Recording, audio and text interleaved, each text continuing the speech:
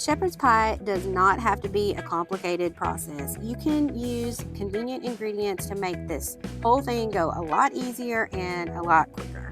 In fact, you can even make this on a weeknight. So to make this, you're going to brown up 1 pound of ground beef.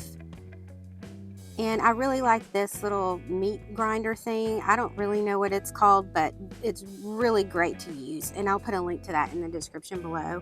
And then you're going to add 1 cup of chopped yellow onion. You can use white if you prefer white onion.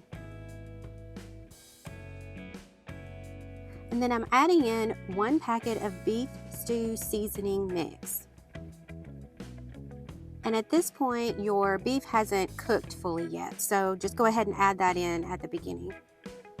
So just stir it up really well and then add in a 1/4 cup of water.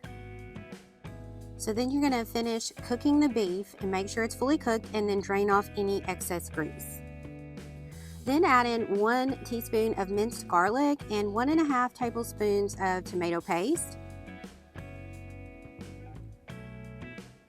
And then you're going to add in 1 tablespoon of Worcestershire. I have no idea how to say that, but you know what I mean. Add that in and mix everything really well. And you can cook that for about a minute. You may have to kind of mash it around a little bit to get the tomato paste to mix in well. Then you're going to add in 1 packet of gravy mix and 1 3/4 cups of water.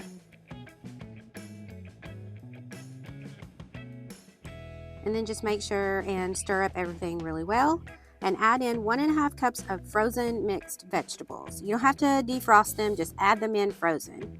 So you're going to cover this and you're going to cook it for about 5 more minutes or so. It may take 7 minutes. You just want the vegetables to cook through.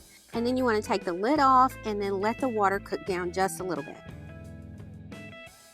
Next, just prepare a family-sized instant mashed potato packet. And the one I got called for 4 cups of boiling water. You just mix the packet in it real well. Make sure you get the family size and not the smaller size. And then pour the meat mixture into a casserole dish. A 13 by 9 inch works or something around that size. And then just spread the mixture evenly in it. And then you want to top everything with the instant mashed potatoes that you just made. And of course you can make homemade mashed potatoes, but this is meant to be super simple and easy. And so I went with the instant mashed potatoes. So just spread it over evenly and then add 2 cups of shredded cheese.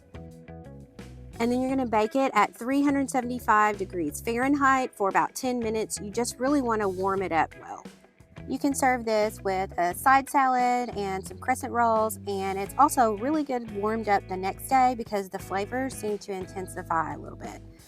I hope you love this one, and as always, happy baking, and I will see you next time.